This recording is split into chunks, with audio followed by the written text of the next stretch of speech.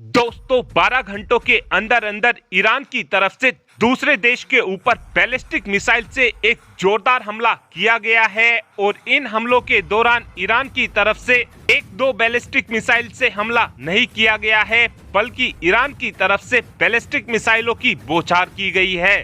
दरअसल कल शाम ही ये खबर निकलकर सामने आई थी कि ईरान ने इराक के पूर्व में अंधाधुंध तरीके से मिसाइलों की बौछार की है, जिसको देखकर इराक की जनता और इराक की गवर्नमेंट ईरान के ऊपर पूरी तरीके से भड़की हुई थी। लेकिन यहाँ पर आपके मन में ये सवाल जरूर आ रहा होगा कि ईरान की तरफ से इराक के ऊपर हमला क्यों किया गया था।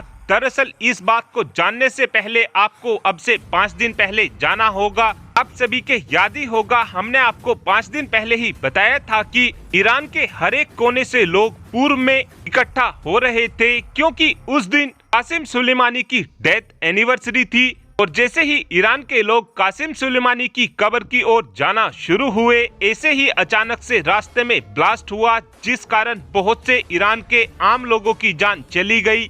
शुरू में ईरान को ये लग रहा था कि इस हमले को अमेरिका की तरफ से कराया गया है, लेकिन इस हमले के कुछ ही घंटों बाद अमेरिका की तरफ से एक स्टेटमेंट दी गई और इस स्टेटमेंट में अमेरिका की तरफ से बताया गया था कि हमने ईरान के ऊपर हमला नहीं कराया है और ना ही इस हमले में इजराइल का कोई हाथ है। और बाद में इस हमले की जिम्मेदारी आईएस ने ली, जिसके बाद ईरान की तरफ से ये बोला गया था कि हम इस हमले का बदला जरूर लेकर रहेंगे। इसीलिए ही ईरान की तरफ से इराक के ऊपर जोरदार मिसाइलों की बारिश की गई थी। लेकिन अभी इस हमले को बीते 12 घंटे भी नहीं हुए थे तो रात 11:30 बजे ईरान की तरफ से पाकिस्तान के ऊपर भी एक जोरदार हमला किया गया है। इस हमले के दौरान ईरान की तरफ से अपनी फतेह 110 मिसाइल का इस्तेमाल किया गया है। साथ में ईरान ने पाकिस्तान पर हमले के दौरान कई कामिकाजी ड्रोनों का भी इस्तेमाल किया था।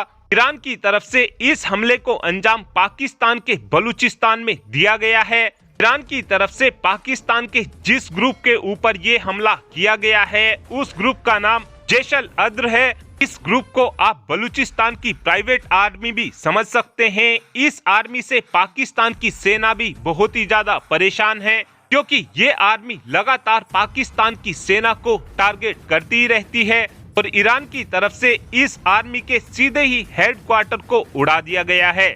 ईरान के इस हमले के दौरान सबसे खास बात यह रही है कि पाकिस्तान के डिफेंस सिस्टम को कानो कान ये तक खबर नहीं हुई कि उनके देश में कोई मिसाइल घुसी है या फिर कोई कामिकाजी ड्रोन घुसा है। और पाकिस्तान के डिफेंस सिस्टम से उम्मीद भी क्या की जा सकती है, जब ये माल ही चाइनीज होगा तो उम्मीद की भी क्या जा सकती है।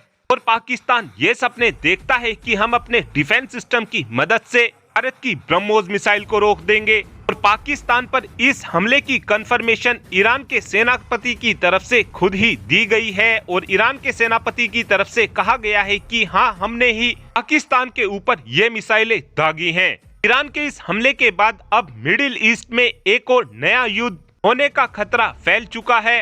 लेकिन अब देखना ये अहम होगा कि पाकिस्तान की तरफ से क्या ईरान के ऊपर जवाबी कार्रवाई की जाती है या फिर पाकिस्तान अपने बिल में घुसकर बैठता है। आपको क्या लगता है कि पाकिस्तान की तरफ से ईरान के ऊपर अब हमला किया जाएगा, हाँ या फिर ना? इस बात का आंसर आप कमेंट बॉक्स में दे सकते हैं। Thanks for watching this video. Have a good day.